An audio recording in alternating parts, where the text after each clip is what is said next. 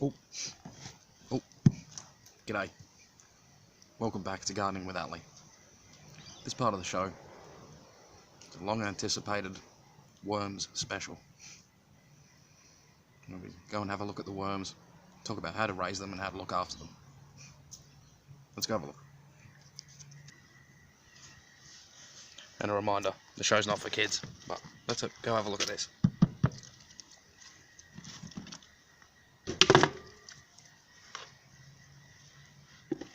Okay, here we go. Now, pull that back.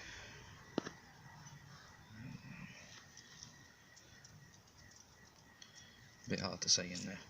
I'm running out of light, but there's the food, some rotten cabbage, some kale in there, and there's a lot of this mush. Okay, pulp. Might look yucky or disgusting, but it's fruit pulp. Okay, now we get it for nothing. I get it for free from a juice place. But there's a lot of myths about gardening and keeping worms. They say not to give them citrus or potato peels, and Atley's busted a lot of these myths. Yeah, it's bullshit. They fucking love it. Potato peels, citrus, half that pulp has got oranges in it. They love it. They love it. There's actually baby worms on there. The camera probably won't pick it up, but they're breeding in there. They're happy. They actually breed on the potato peels, so whoever said that, fuck off, mate. They love it. Okay, how to set up the worm farm. The stuff that they live in is called coir, C-O-I-R. The camera will pick that up. Shredded coconut shells. Alright, now they don't eat that, they live in that, so you just get some of that.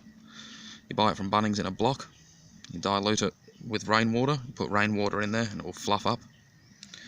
One block would be about a wheelbarrow's worth of cocoa, so that'd be too much, but you just get some of that, put it in. This is a big plant pot, okay, normal plant pot.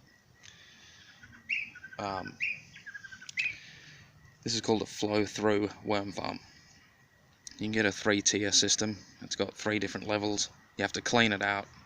It's a fucking nightmare. Alright, this one, there's nothing. There's nothing at all. It's a plant pot sitting on a brick, sitting in a plastic dish.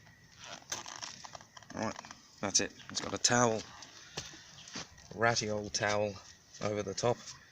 Make sure it's a cotton towel. You don't want any dyes or chemicals in there. You can use newspaper or Hessian, but I don't trust the inks that are in the newspaper, so I'll just use a cotton towel.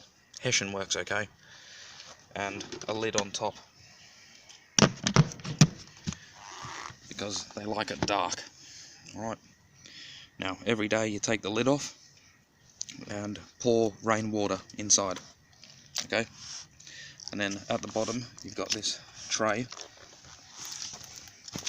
and to get the worm juice out, you just go like that. There you go, you just got covered in worm piss. That was smart, wasn't it? Anyway, let's put this back on the stand. Okay, so you get your worm piss off the bottom, down there. When you're feeding them, everything in moderation. You can use potato peels, but just not too many. Just a little bit of everything. You can feed them a little bit of coffee grounds, used coffee grounds, and a little bit of manure. You can get some well composted rotten manure, as long as the animals haven't had worming tablets, because that'll kill them. You can whack a little bit of manure in there, just a little bit of everything, maybe once a week, depending on how many worms you have. You can buy them online. You want red tiger worms. They're a composting worm. They'll eat faster, they're quite tough, quite tolerant to different conditions, but you don't want them to get hot, and you don't want them to dry out, and you certainly don't want ants. Now that dish of water under here, the pot is sitting on an island, so the ants can't get in. And if you don't do that, maybe put it on a table, put the legs of the table into some dishes of water, so the fucking ants can't get up there, because they're crafty. They're crafty. I've seen them build bridges and do all sorts of things. Once they're in, you can't get them out. To get them out is a nightmare. It's a nightmare. You can't use chemicals, and you have to go through an arduous task of flushing it continuously, and it's not good. Keep the ants out. Keep the ants out. Keep it damp, but not too wet. If you put water through it every day, that's okay. And don't overfeed them.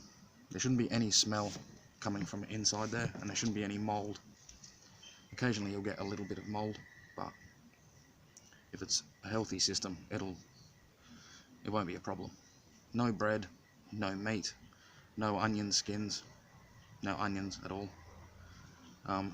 You can crush up eggshells, put that in there, that'll give you calcium, and everything from the kitchen. Fruit scraps, veggie scraps. Depends on how far you want to take it, really. There's some hardcore people that, you know, when your vegetables are getting to fruit and flowering and everything, they put extra banana peels in the worm farm so that the fertilizer, oh God, so the fertilizer has more potassium in it, which the plants want. So you can actually tailor the fertilizer. You can tailor the worm piss for growing conditions, but I'll just put a mix of everything in there. A little bit of manure, a little bit of coffee grounds, the fruit pulp. I get that from a juice shop. It's a mix. There's watermelon in there, carrots, pineapple, citrus, whatever. All goes in there. I just put a light scattering. You only put the food on top. You don't mix it into the soil. You just put that on top and just leave them, and they'll breed.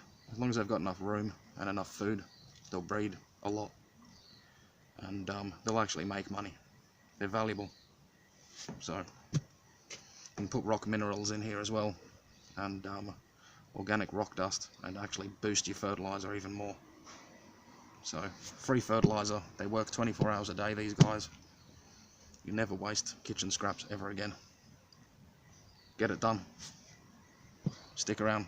We've got some good stuff coming up. We'll see you soon. Cheers.